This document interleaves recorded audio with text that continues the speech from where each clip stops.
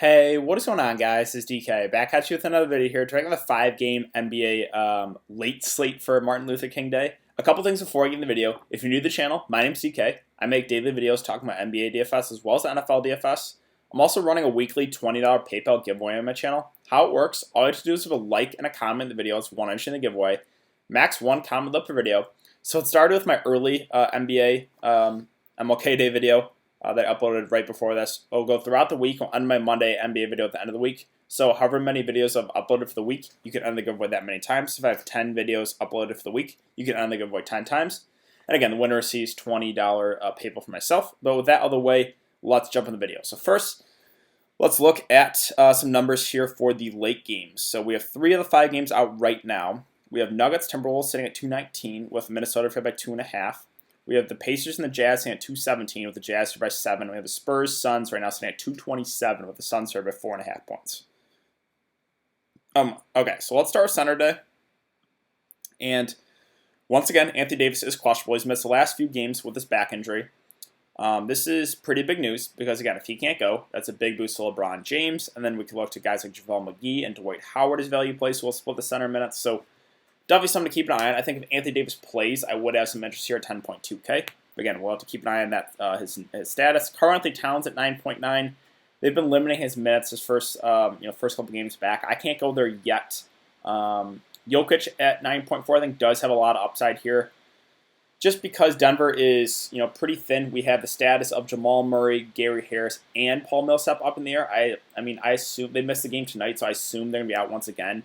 9.4K. I know Jokic is a very frustrating player to roster. He's very up and down. But in the games where he's really aggressive, he can have a massive night. Again, really good spot here. Currently, Towns not a very good defender. So I definitely have some interest there in Jokic as a spend up.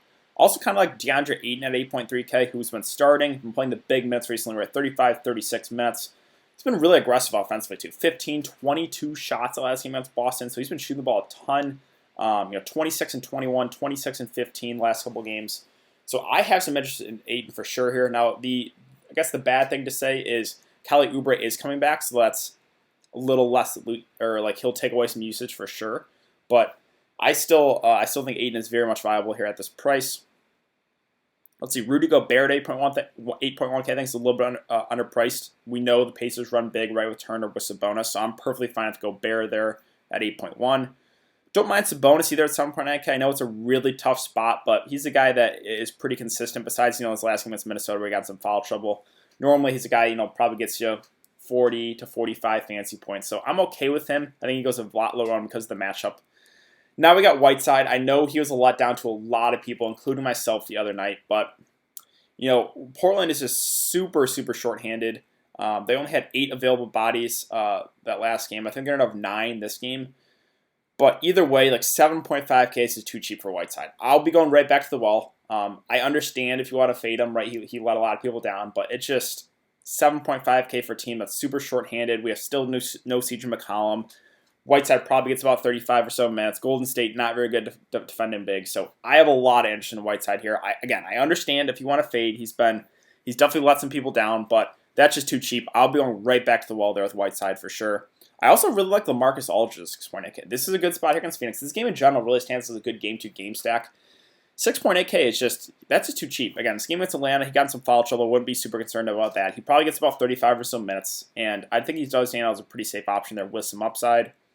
Miles Turner or Sabonis healthy, probably not for me. Now, Dwight Howard and JaVale McGee, they're going to split the 7 minutes if Anthony Davis can't go. So I'm perfectly fine going with either of those guys. They're both priced accordingly, or priced about, similarly, I should say.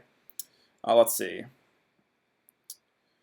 Spellman with Draymond back, I can't do that. Again, Paul Millsap's status still up in there. If he can't go, we could look to guys like Plumlee, but he's priced up to 5.2.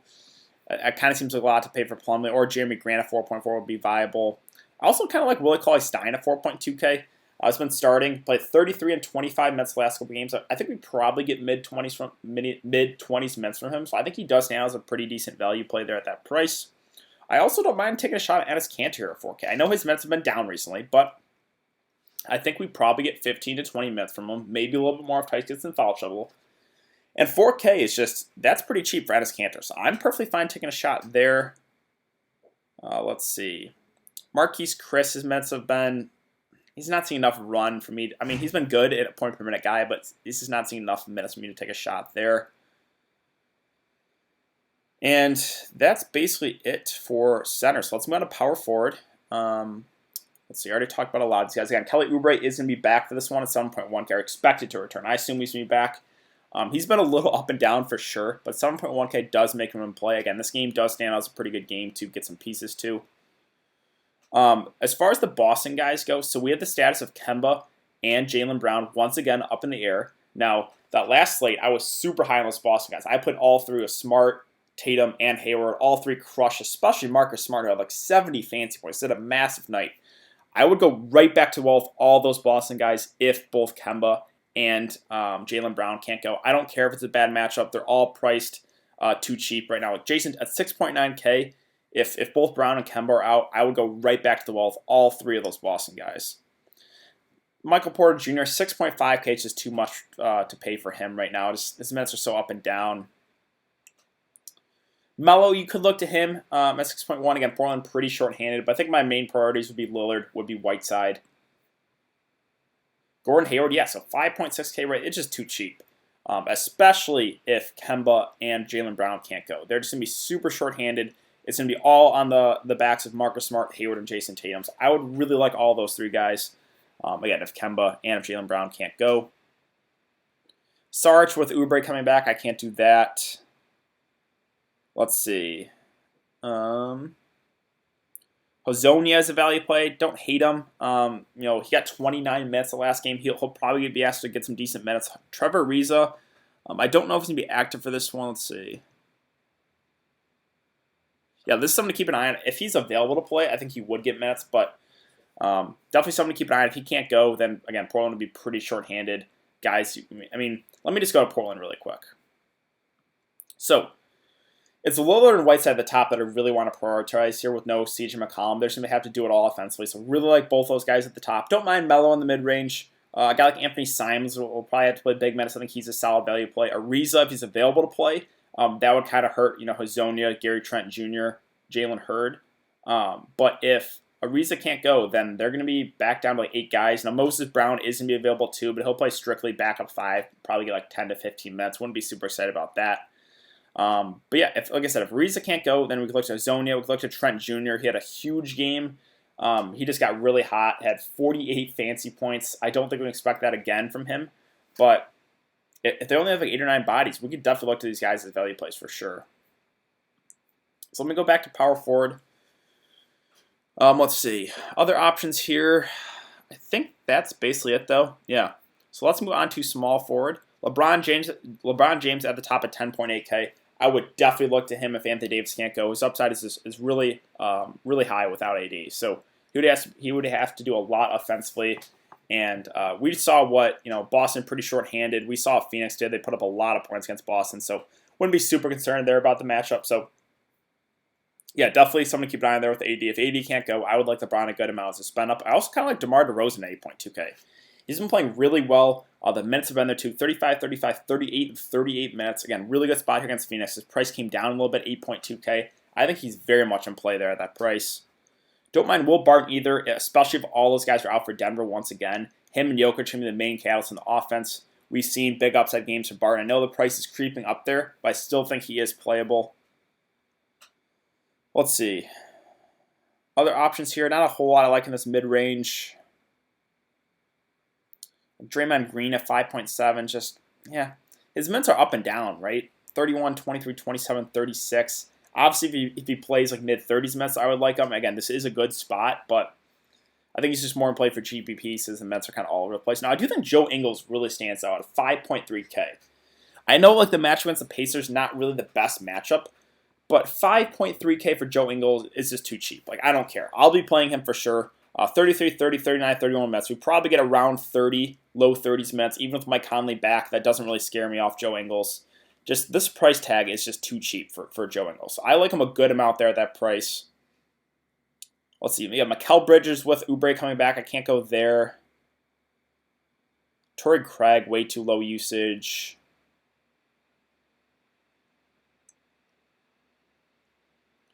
I think that's basically it, though. So let's move on to shooting guard. Devin Booker at the top here at 8.6K, I think is still in play, even with Oubre back.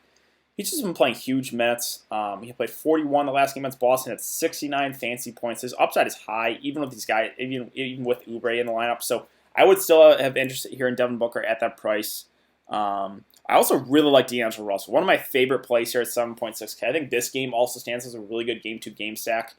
Again, we got a shorthanded Portland team. We have Golden State that doesn't play a whole lot of defense. So I really like D'Angelo Russell here. 35, 34, 36, 35 minutes. I think he really stands out at this price. I think you can definitely run a mini game stack, right? You could run like D'Angelo Russell, maybe like Draymond Green, and then run it back with Lillard, Whiteside, maybe like a value play in Portland. I think that's a very, very solid way to start a lineup. So I like D'Angelo Russell a lot there at that price. Don't mind Donovan Mitchell at 7.3K. He's been a little up and down, right? 14, 33, 62, 30 fantasy points. I think he's okay in a tougher spot, but I would just prefer D'Angelo Russell at a similar price. Malcolm Brogdon, again, same thing. It's a bad matchup. I think he's okay, but I would just much prefer D'Angelo Russell. Jaylen Brown, right? Him, Kemba status up in the air. If they can't go, it's those other three Boston guys that I would really like. Yeah, Marcus Smart, right? He was huge. He was only like 30% owned. 33 minutes, 68 fancy points. I would go right back to the wall with him, with Tatum, with Hayward, if all those guys are out for Boston. Don't mind Burks at 5.7K. You know, he does still have a little bit of upside, but I think he's priced accordingly. Beasley's price way too high. Can't go there. Let's see. Other options. Yeah, Simon's a value play, right? He played 35 minutes. The issue with him is he is kind of scoring dependent, so he's got to score the ball to get you there. But, you know, I think he probably starts again. I think he probably gets around 30 or so minutes. So I think he's very much in play as a value guy.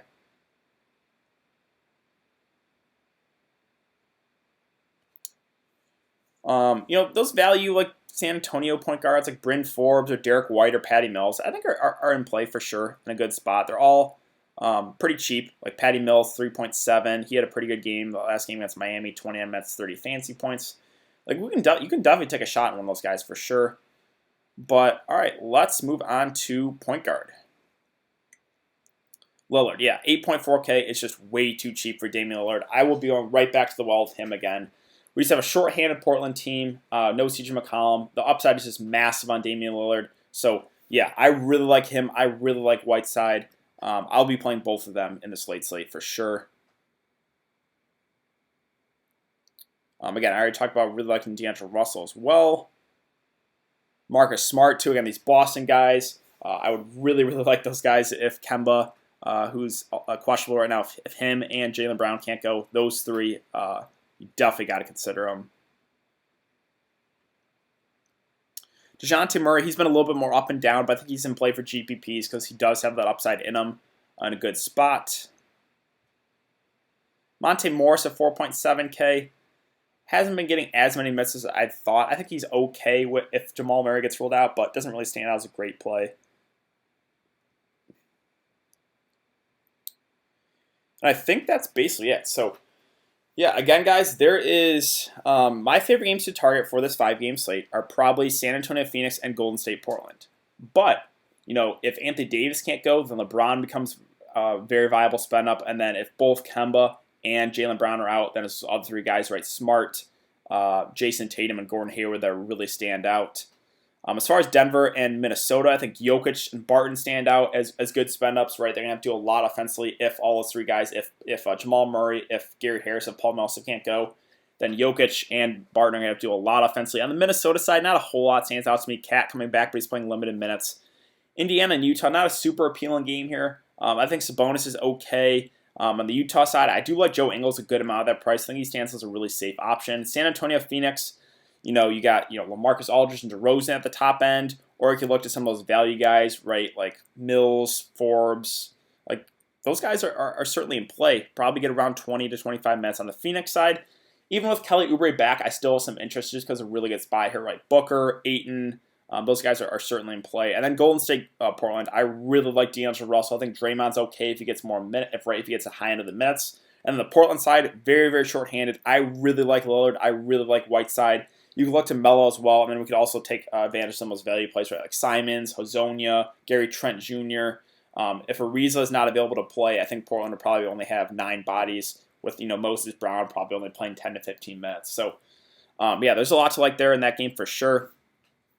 But yeah, I think again the big news is with a lot of those Boston guys with AD. So there's definitely some injury news to keep an eye on for sure.